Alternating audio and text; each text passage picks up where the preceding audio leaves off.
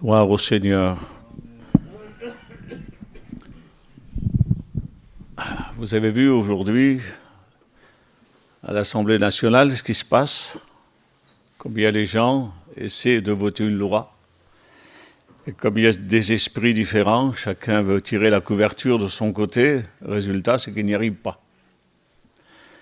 Mais nous avons un seul esprit.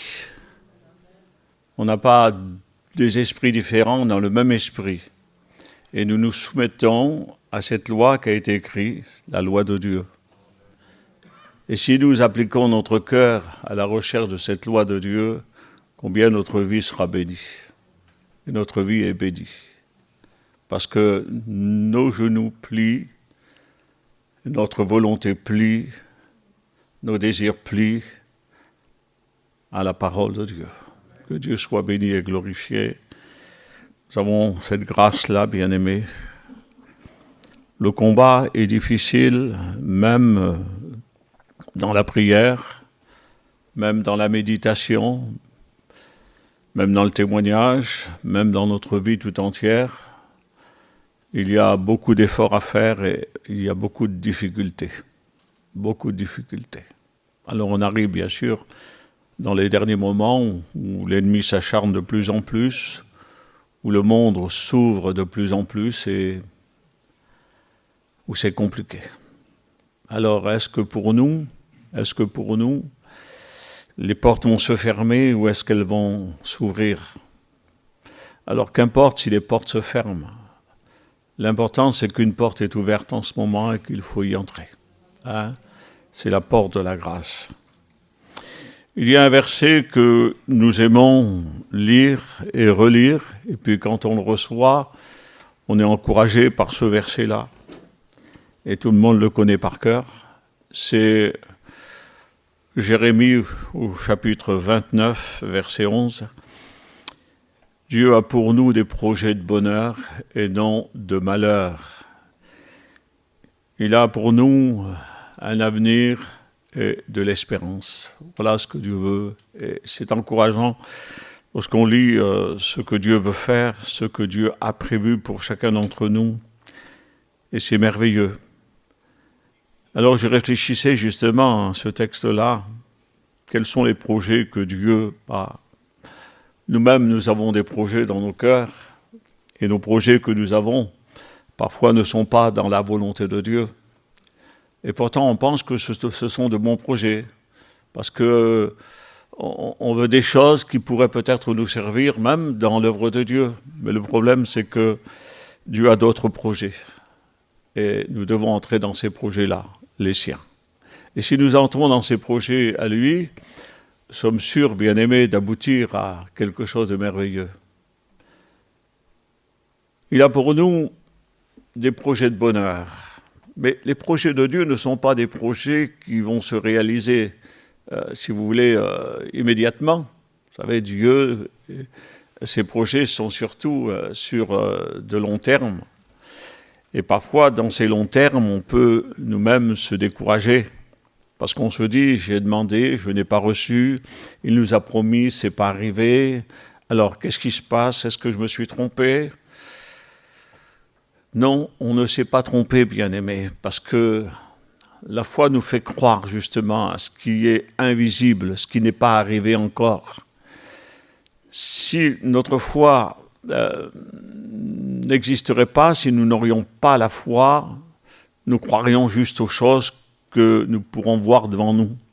Les choses promises de Dieu sont bien loin, et des hommes ont eu ces promesses-là depuis des milliers d'années, et ils les ont attendues. Et elles sont arrivées. Parce que Dieu, lui, fixe le temps de l'accomplissement. C'est lui qui le fixe. Et Dieu a pour nous des projets de bonheur. Et si nous rentrons dans ces projets de bonheur, il nous faut suivre un chemin qui a été préparé par lui. Dans ces projets-là, Dieu a tracé un chemin et nous devons y entrer dans ce chemin-là. Il est dit dans Éphésiens au chapitre 2, verset 10, que Dieu a préparé pour nous des œuvres d'avance pour que nous puissions les accomplir Et donc c'est un chemin que Dieu a tracé avec des œuvres que lui a préparées pour chacun d'entre nous, et nous n'avons pas les mêmes œuvres à accomplir, mais nous avons aussi le même chemin à emprunter. Alors sur ce chemin-là, c'est un peu bizarre puisque nous n'avons pas les mêmes œuvres alors que nous sommes sur le même chemin. Mais nous n'avons pas aussi les mêmes capacités.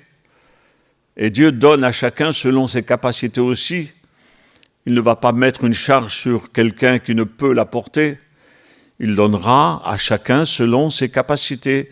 Et nous avons reçu certainement, moi j'ai reçu et vous aussi, et les frères prédicateurs ont reçu des choses qui étaient de leur capacité. Et nous savons que les réelles capacités, ce n'est pas des capacités physiques, intellectuelles, ce sont des capacités que Dieu nous donne.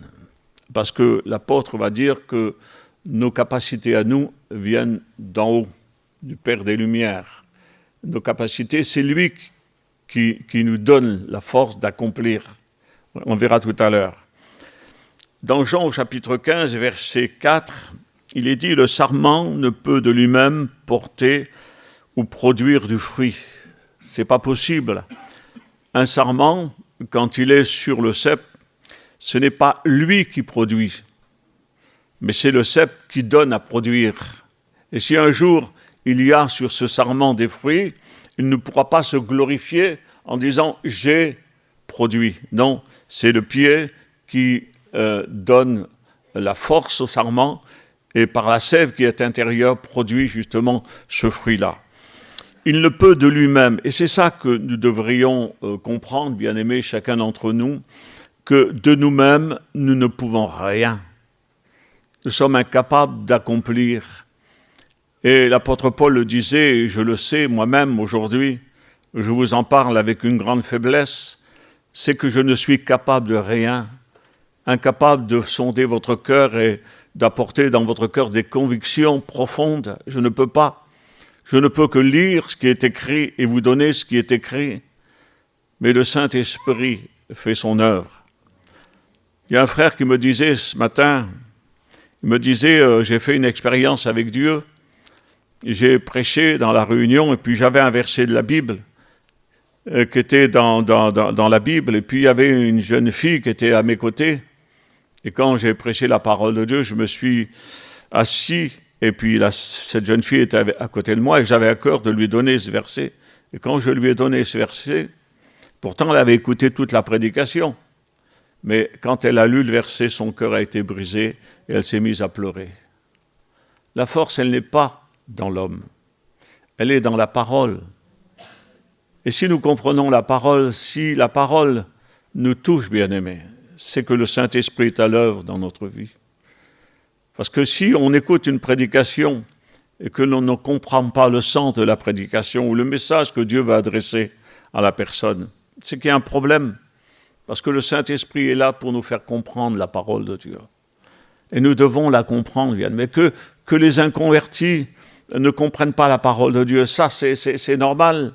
Ils n'ont pas l'esprit éclairé, nous avons eu notre esprit renouvelé, notre intelligence a été renouvelée pour que nous comprenions ce que Dieu dit. Et aujourd'hui, nous le comprenons. Jésus a dit ces paroles, « Sans moi, vous ne pouvez rien faire. Vous ne pouvez rien faire. » Et c'est bon de se sentir faible, de se sentir incapable et de lui faire confiance, de nous appuyer sur lui et de lui dire, « Seigneur, voilà, c'est toi. » Et comme le disait le psaume 143, verset 8, je vous dirai beaucoup de versets, « Fais-moi connaître le chemin où je dois marcher. Fais-moi connaître le chemin où je dois marcher. » Tout à l'heure, je disais qu'il y a un seul esprit, mais il y a aussi un seul chemin. Et ce chemin-là mène dans un pays merveilleux, hein, c'est le pays du royaume de Dieu.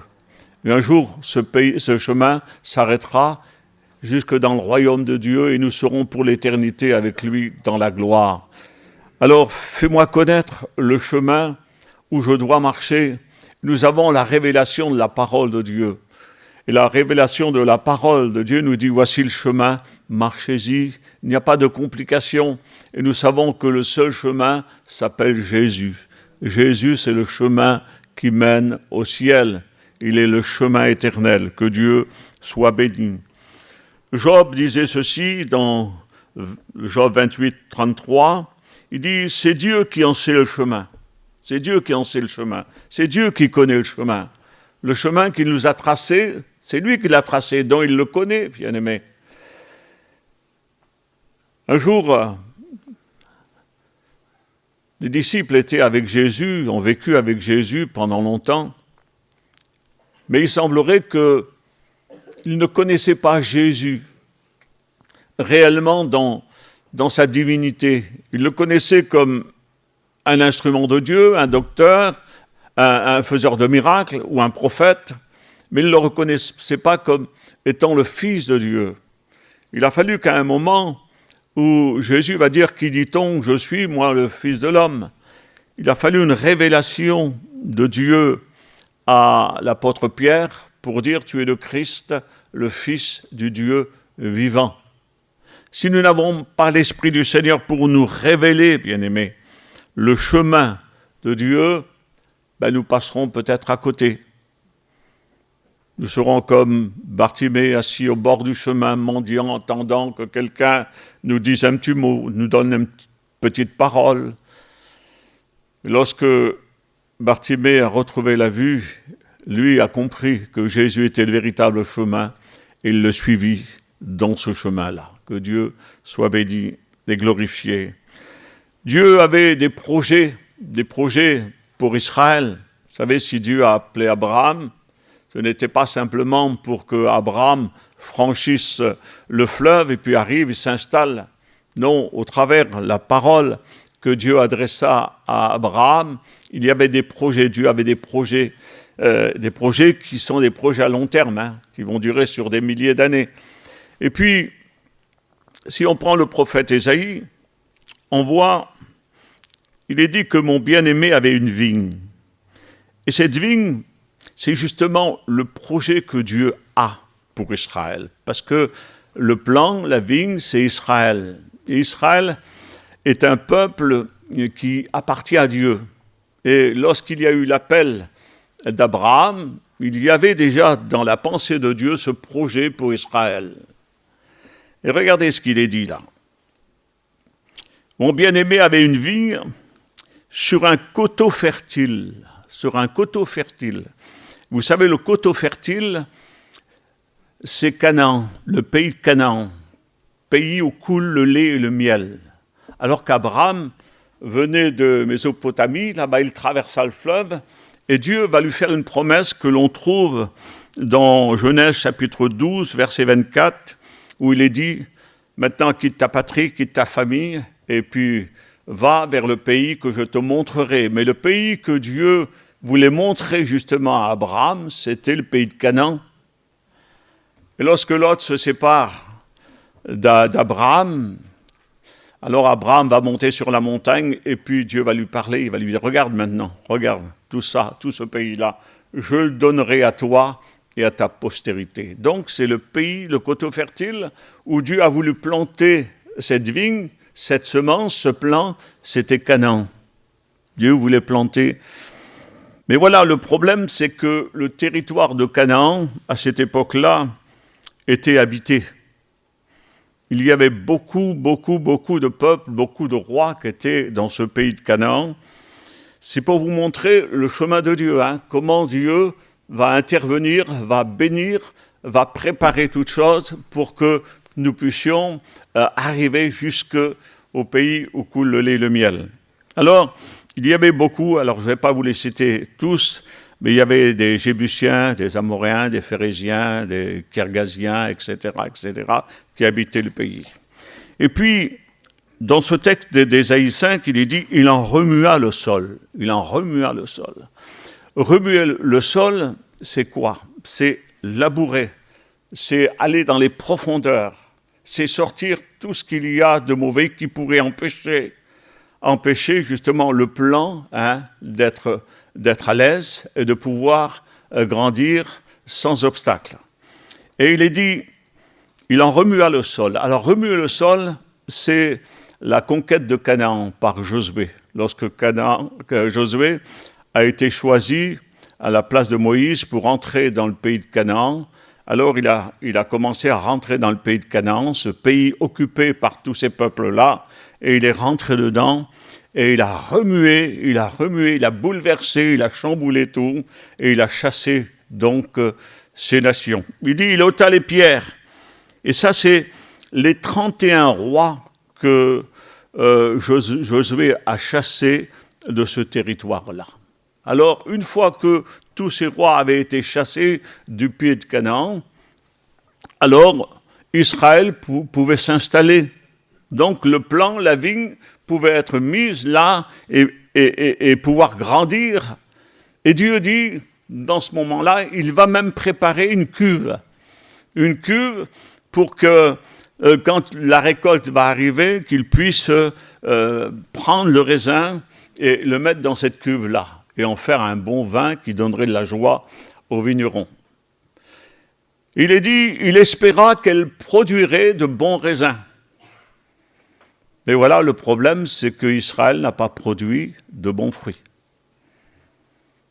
Israël, quand il est arrivé dans le pays de Canaan, il avait des commandements. Dieu lui avait donné des commandements de ne pas justement s'allier au peuple, de ne pas imiter les nations, de ne pas faire comme ces nations-là, de rester un peuple à part, consacré. Mais Israël n'a pas écouté, n'a pas obéi. Et au lieu de produire de bons raisins, il en a produit des mauvais. Alors c'était un problème, bien-aimés. Parce que Dieu avait mis quand même son espérance, bien que Dieu connaît toutes choses. Mais Dieu avait mis l'espérance dans Israël. Mais Israël a déçu. Et j'ai analysé cette parole où Dieu va dire ces paroles. Qu'y avait-il encore à faire à ma vigne que je n'ai pas fait pour elle? Dieu avait tout fait. Dieu avait tout préparé. Tout était préparé, bien-aimé, pour que Israël puisse grandir, croître et puis porter du fruit. Mais Israël, dans sa désobéissance, n'a pas porté de fruit. Maintenant, on va lire un autre texte qui se trouve dans Luc au chapitre 20, verset 9. Il se mit ensuite à dire au peuple cette parabole. Un homme planta une vigne, la ferma à des vignerons et quitta pour longtemps le pays. Au temps de la récolte, encore une fois, il envoya un serviteur vers les vignerons pour qu'ils lui donnassent une part du produit de la vigne. Les vignerons le battirent et le renvoyèrent à vide. Il envoya de nouveau un autre serviteur. Ils le battirent, l'outragèrent et le renvoyèrent à vide. Il en envoya encore un troisième. Ils le blessèrent et le chassèrent. Le maître de la vigne dit, « Que ferai-je? Que ferai-je? Qu'est-ce que je vais pouvoir faire ?»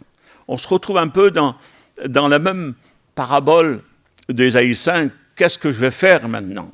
Soit je détruis à nouveau, ou soit je fais quelque chose. Et on entend toujours cette parole-là qui retentit dans nos oreilles lorsque Dieu veut faire quelque chose et qui dit « Qui enverrai-je maintenant? Qui enverrai-je maintenant ?» Et la voix a dit « Me voici, ô Dieu, pour faire ta volonté. » Alors, dans ce texte-là, écoutez bien ce qu'il est dit. Le maître de la vigne dit « Que ferai-je » Et la réponse, c'est lui-même qui la donne « J'enverrai mon fils bien-aimé. J'enverrai mon fils bien-aimé. » Que Dieu soit béni et glorifié. Nous le savons que Dieu a tant aimé le monde qu'il a donné son Fils unique afin que quiconque croit en lui ne périsse point, mais qu'il ait la vie éternelle. Nous savons ce qui s'est passé lorsque Jésus est venu, justement, chez les siens. Les siens ne l'ont pas reçu, ils l'ont rejeté. Ils ont fait comme ces vignerons quand le Fils est arrivé, le Fils unique, le Fils bien-aimé. Alors ils l'ont maltraité. Ils l'ont tué, ils l'ont jeté hors de la ville. Alors, comment je vais faire maintenant? Écoutez bien ce que dit l'apôtre Pierre, dans les Actes des Apôtres, après l'effusion du Saint-Esprit, il va parler, rempli du Saint-Esprit, il va parler aux gens qui étaient là, et il va dire ces paroles, verset 23, acte 2, 23. « Cet homme livré selon des desseins arrêtés et selon la prescience de Dieu, vous l'avez fait mourir. » Cet homme qui était venu pour apporter la bénédiction, vous l'avez rejeté et vous l'avez fait mourir en le crucifiant sur le bois de la croix. Donc, à partir de ce moment-là, Jésus ne pouvait plus rien faire, puisqu'il l'avait rejeté, puisqu'il l'avait crucifié. C'était fini. Et pourtant, écoutez bien ce qu'il est dit. Psaume 118, verset 22. La pierre qu'ont rejetée ceux qui bâtissaient est devenue la principale de l'angle. C'est de l'Éternel que cela est venu. Amen. Dieu soit béni. S'ils auraient accepté le Messie, s'ils auraient cru au Messie et accepté le Messie aurait été pour eux la grande délivrance et la grande victoire. Et Israël aurait été heureux, mais ils l'ont rejeté. Ils l'ont rejeté parce que Dieu avait fait une promesse à Abraham. Vous savez que lorsqu'il a parlé à la Samaritaine, Jésus a dit « le salut vient des Juifs ». Il est dit aussi que la priorité pour Jésus a toujours été les siens, c'est-à-dire les Juifs. Mais Dieu avait fait une promesse à Abraham en disant « toutes les nations de la terre seraient bénies en ta postérité ».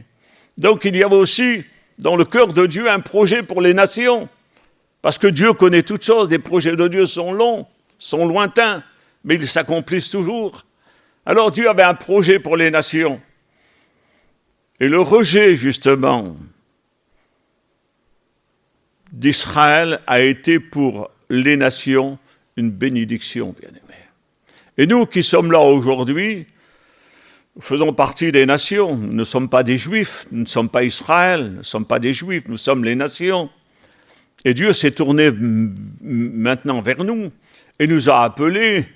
Et nous avons reçu, grâce justement au sacrifice de la croix, nous avons reçu l'adoption, et par lequel nous crions aujourd'hui Père, Dieu est notre Père, et nous pouvons l'appeler notre Père. Nous ne l'avons pas rejeté, les nations ne l'ont pas rejeté, alors que les enfants d'Israël l'ont rejeté, mais nous, les païens, nous l'avons accepté. Et il est devenu pour nous, Matthieu chapitre 16, verset 18 dit, Jésus dit, « Je bâtirai mon Église » et il se présente lui-même comme le fondement, comme la pierre angulaire qui va servir de base pour la construction de l'Église spirituelle. L'apôtre Pierre parle de pierres vivantes, que nous sommes des pierres vivantes. Nous étions morts par nos péchés, mais il nous a rendu la vie par son esprit. Aujourd'hui, nous sommes des pierres vivantes et Jésus étant la première pierre, les apôtres vont commencer à poser leur pierre, leur fondement sur la pierre angulaire. Et lorsque l'apôtre Pierre a eu cette révélation du ciel et qu'il a dit « Tu es le Christ, le Fils du Dieu vivant », Jésus va lui dire « Tu es Pierre et sur cette pierre, je bâtirai mon Église ». Sur la confession de l'apôtre Pierre et sur la confession que nous avons fait en disant « Tu es le Christ, le Fils du Dieu vivant », nous avons été régénérés et nous sommes devenus des pierres vivantes. Et toutes les pierres vivantes sont posées et cela forme le fondement. Écoutez bien, 1 Corinthiens chapitre 3, Paul le confirme, personne ne peut poser un autre fondement, à savoir Jésus-Christ. Tout à l'heure, je vous parlais de l'Assemblée, où il y a des divisions parce qu'il y a des esprits différents, ils ont des bases différentes et ils ne peuvent construire quelque chose de solide. Mais nous, aujourd'hui, nous avons une base. Notre base, c'est Jésus-Christ. Notre base, c'est le fondement des apôtres. Et notre vie est posée sur lui. Et c'est Éphésiens chapitre 2 qui nous dit ça. Et c'est sur lui que repose le fondement, et c'est sur lui que vous avez été édifiés. Et c'est en lui que tout l'édifice bien coordonné s'élève pour être un temple saint. Amen. Alors on est en train de suivre un chemin, bien-aimés. Un chemin où Dieu nous conduit. Aujourd'hui, Dieu nous conduit jusqu'à une pierre angulaire et il nous demande de nous poser dessus afin que nous soyons un édifice qui s'élève pour être un temple saint à la gloire de Dieu. Éphésiens chapitre 4, verset 16, il dit « C'est de lui, et grâce à tous les liens de son assistance, que tout le corps bien coordonné et formant un solide assemblage tire son accroissement selon la force qui convient à chacune de ses parties. Il s'édifie lui-même dans l'amour. » Est-ce que Dieu a oublié quelque chose? Vous avez vu, dans Ésaïe 5, Dieu dit « Qu'est-ce que j'ai oublié? Qu'est-ce que je n'ai pas fait à ma vie? Pourquoi est-elle devenue rebelle ?» Et quand on voit Luc au chapitre 20, on sent qu'il semblerait que Dieu va faire un peu plus là qu'Ésaïe 5. Il va l'entourer d'une haie, alors que dans Ésaïe, il n'y a pas la haie. Il va mettre une tour pour surveiller, la haie pour protéger, mais même cela ne suffit pas. Tandis que là, bien-aimé, quelque chose de différent est arrivé. C'est que Dieu va nous donner autre chose pour que nous puissions croître, grandir et puis rester sur le chemin que le Seigneur nous a tracé et que nous puissions accomplir les œuvres qu'il a préparées pour nous afin de réjouir Dieu et de lui être agréable.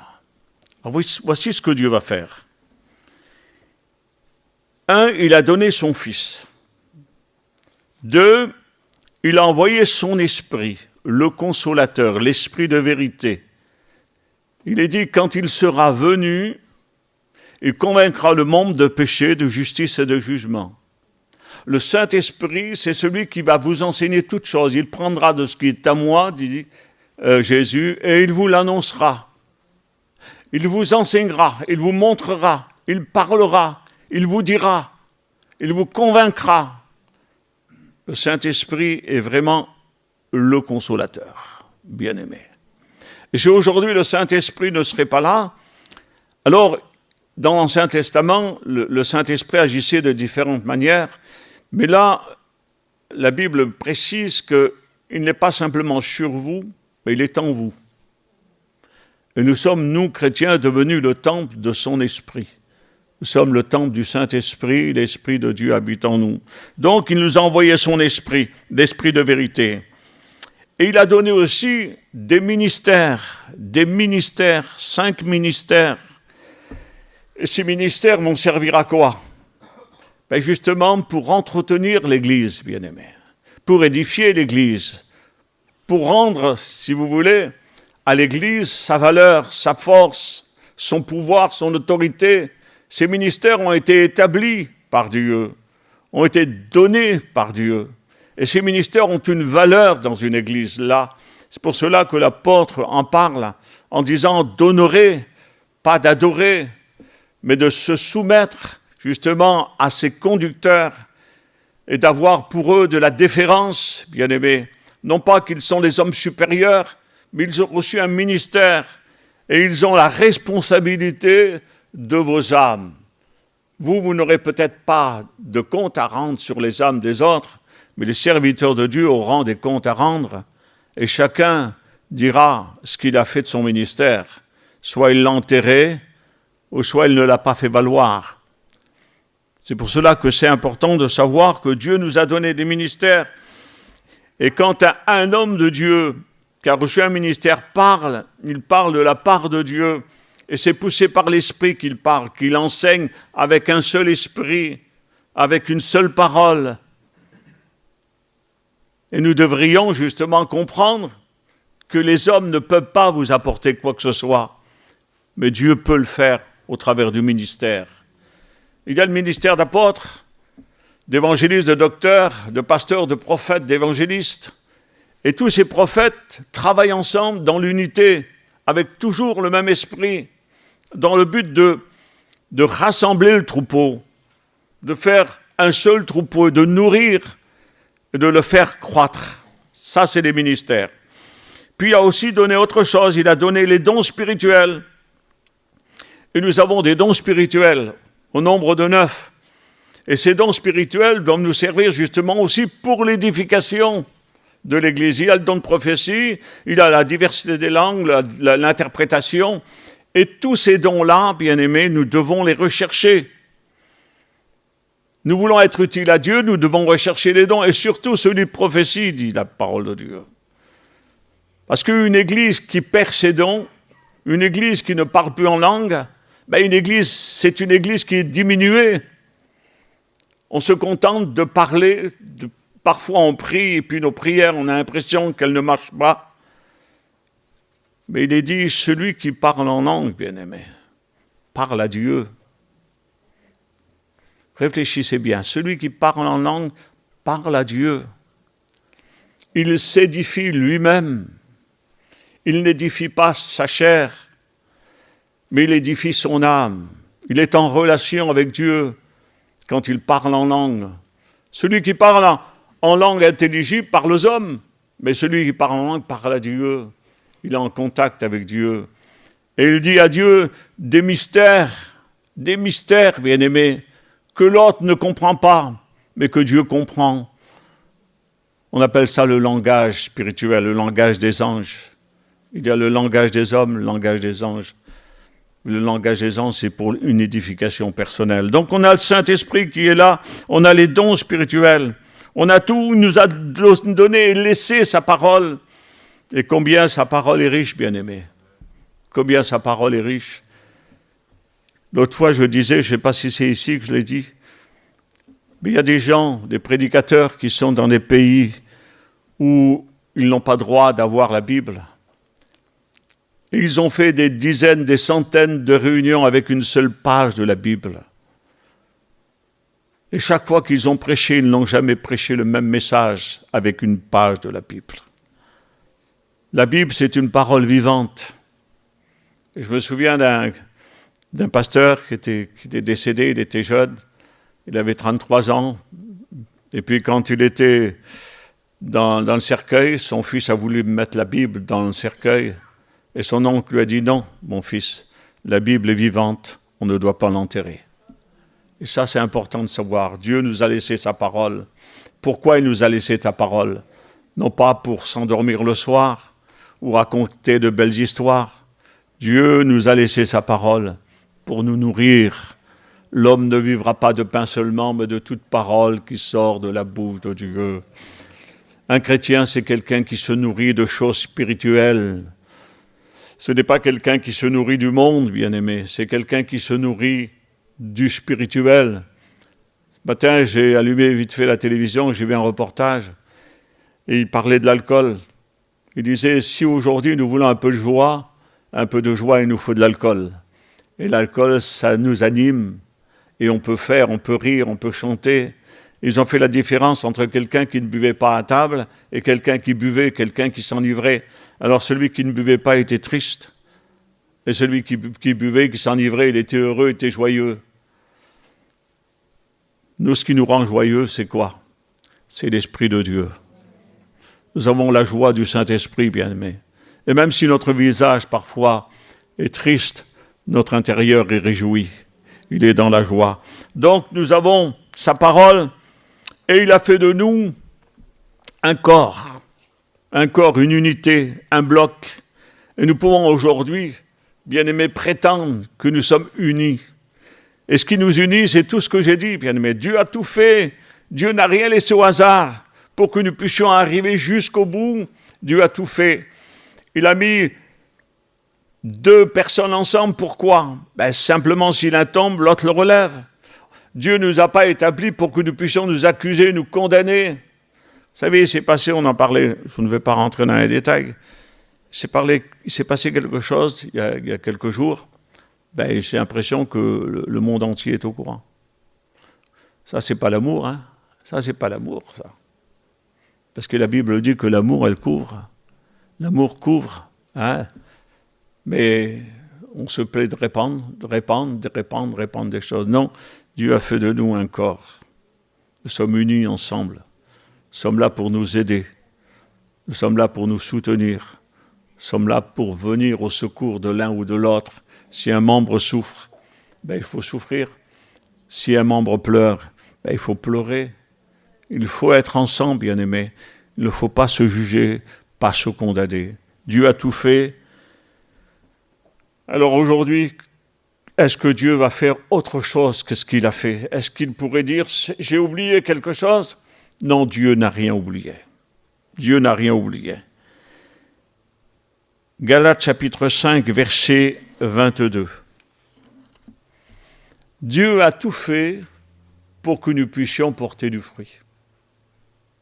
Et quels sont les fruits que nous devons porter, bien-aimés? Ce sont le fruit de l'esprit. Voilà ce que nous devons porter aujourd'hui. Nous qui avons observé la parole de Dieu, nous qui sommes enfants de Dieu, nous qui faisons partie, non pas du monde, mais qui faisons partie déjà du royaume des cieux, déjà, nous devons porter des fruits spirituels. Et c'est ça que nous devrions avoir. Alors on ne va pas parler, je ne vais pas vous parler de tous ces fruits-là, mais je vous parlerai de la vie de l'esprit. Il est dit, si nous voulons marcher, si nous voulons porter ces fruits-là, nous devons aussi marcher selon l'esprit. Et si nous marchons selon l'esprit, nous n'allons pas accomplir les désirs de la chair, mais nous allons accomplir les désirs de l'esprit. Et si nous marchons dans la chair, nous accomplirons et nous produirons des fruits de la chair, qui sont des choses condamnables et qui méritent la mort. Mais quand nous marchons selon l'esprit, nous marchons selon les directives de l'esprit, et l'esprit nous conduit dans toute la vérité. Bien-aimés, le combat, je vous l'ai dit, est difficile. Être à l'écoute de l'esprit aujourd'hui, des fois c'est compliqué pour certains, parce qu'ils ne savent pas faire la différence entre l'esprit et la chair. Parfois, ils ont de bons sentiments, pensant que c'est l'esprit, mais ce n'est pas l'esprit. L'esprit nous conduit dans la volonté de Dieu, nous conduit dans la vérité de Dieu. L'esprit s'appuie sur la parole. Il est dit qu'il ne parlera pas de lui-même, mais il prendra de ce qui est à moi. Et nous avons la parole de Dieu, que Dieu soit béni. Alors, Romains chapitre 6, verset 21, « Maintenant, étant affranchis du péché, devenus esclaves de Dieu, vous avez pour fruit la sainteté et pour fin la vie éternelle. »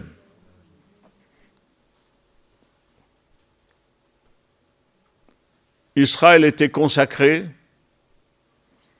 Israël s'est détourné. Aujourd'hui, nous, chrétiens, sommes consacrés, sommes hors du monde, ne faisons pas partie du monde, et nous cherchons les choses qui plaisent à Dieu.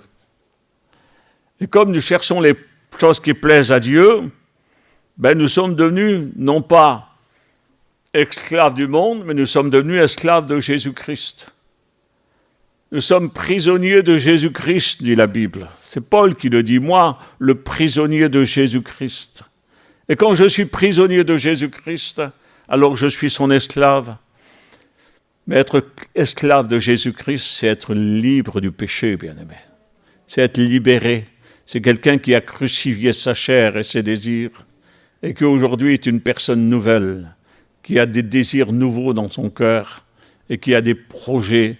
Et les projets de cet homme-là, de cette femme-là, sont des projets que Dieu a préparés pour lui, pour accomplir.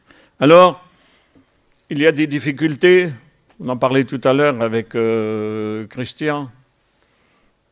Je ne sais pas si vous êtes comme moi, mais certainement vous êtes comme moi. Vous avez de grands désirs dans vos cœurs.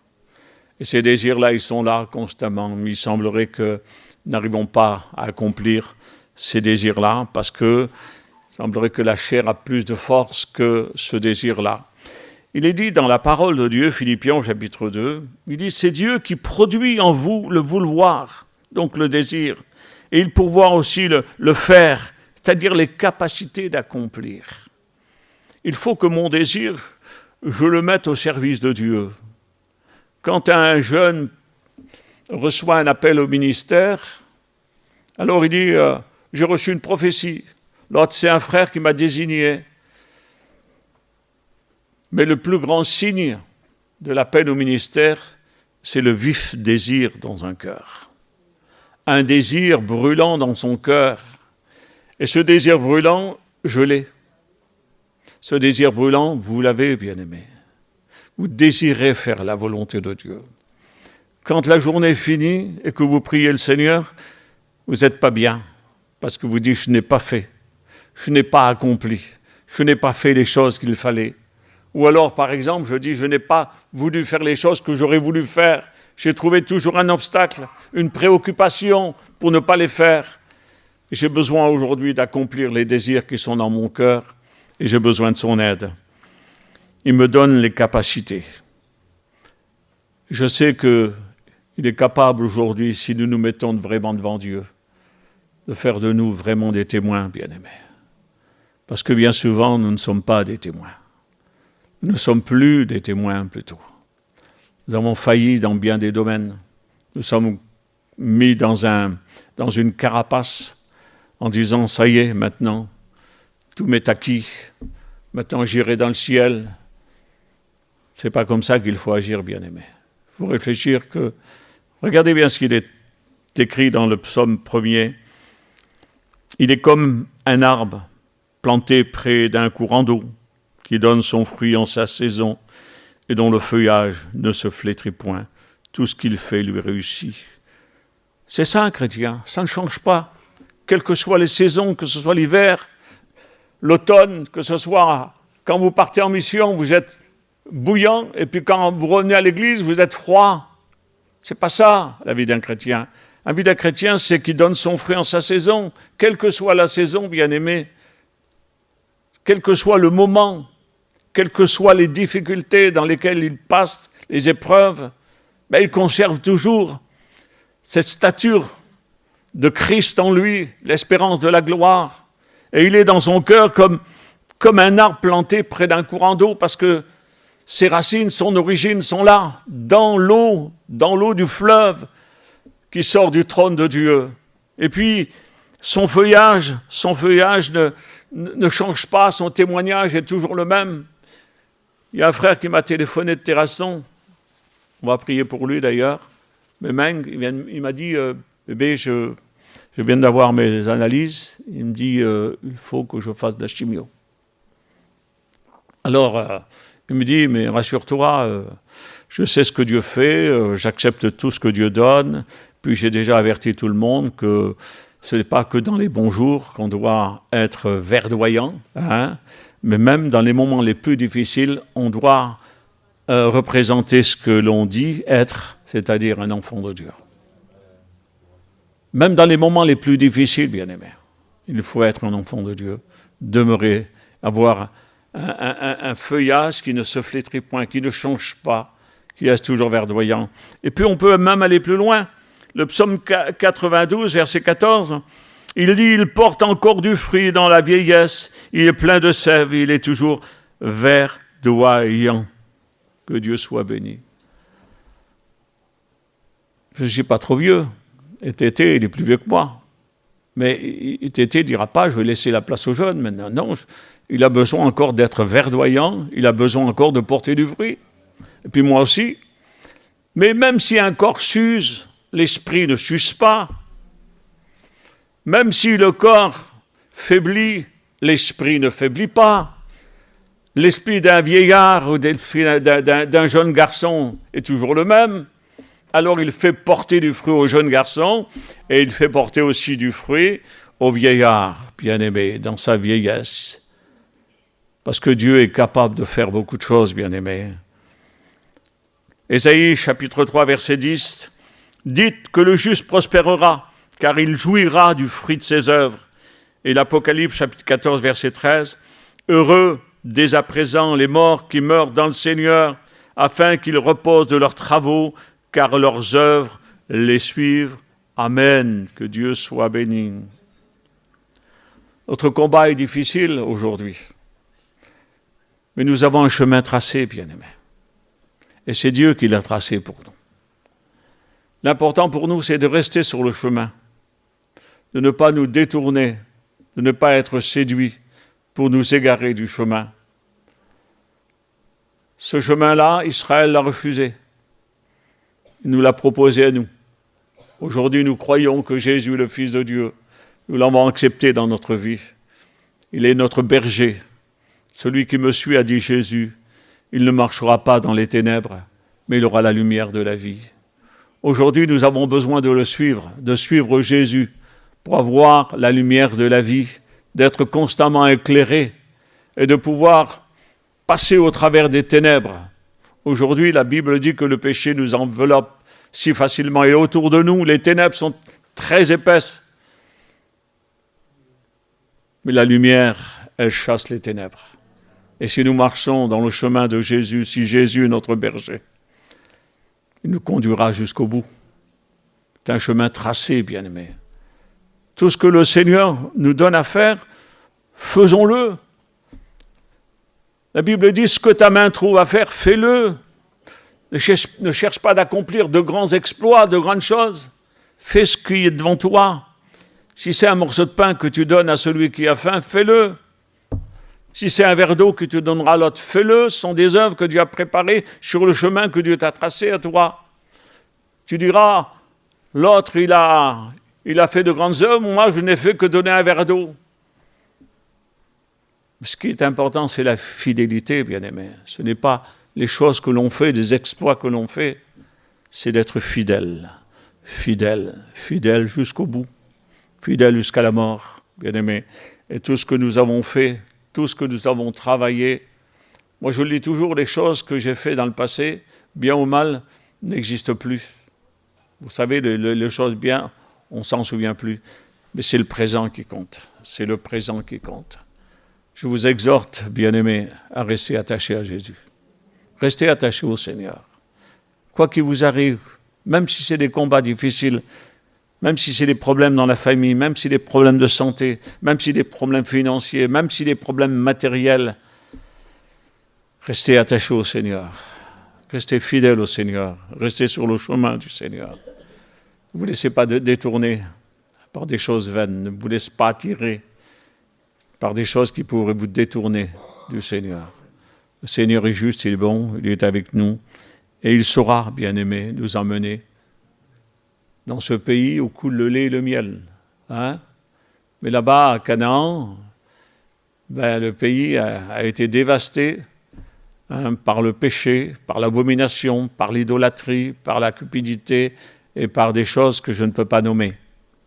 Mais notre pays de Canaan, nous, le royaume des cieux, aucun impur n'entrera dans ce royaume. Seuls les rachetés de Dieu, ceux qui ont été régénérés, lavés, sanctifiés, purifiés, entreront dans cet endroit merveilleux. Alors cela est possible pour toi ce soir, ce matin. Cela est possible pour chacun d'entre nous. Ne vous contentez pas d'être religieux. Un religieux, pardonnez-moi, ça n'ira pas au ciel. Ceux qui vont aller au ciel, ce sont les enfants de Dieu. La parole est là, à tous ceux qui l'ont reçu, un pouvoir leur est donné de devenir des enfants de Dieu. Vous êtes des enfants de Dieu? C'est beau de le dire, bien-aimés. Mais est-ce que vous ressemblez à votre Père? Est-ce que vous ressemblez à votre Père? Un enfant ressemble à son Père. Je vous l'ai dit l'autre jour, je vous le redis maintenant. Samuel est allé du côté de Pau, là. Il a rencontré 2 personnes. Il y en a un voyageur, il a dit à Samuel, « Je connais ta mère. Hein? Ta mère, elle s'appelle comme ça. » Et puis il y avait un autre à côté, un sédentaire. Il a dit, « Monsieur, vous reflétez quelque chose qui est surnaturel. » Et Samuel a dit, il y en a un qui a reconnu que j'étais le fils de ma mère, mais il y en a un qui a reconnu que j'étais le fils de mon père. Que l'on soit reconnu, non pas pour être le fils d'un homme qui a vécu sur la terre, mais qu'on en soit reconnu aujourd'hui comme étant fils de Dieu. Et si vous voulez porter du fruit, si vous voulez lui être agréable, bien-aimé, c'est ce qu'il faut faire. Si vous portez beaucoup de fruits, c'est ainsi que mon Père sera glorifié. Et notre désir, je le sais, bien-aimé, je le sais, votre désir, c'est de glorifier Dieu. Alors produisez du fruit. On prie le Seigneur. Seigneur éternel, ta parole est toute puissante, moi je suis faible.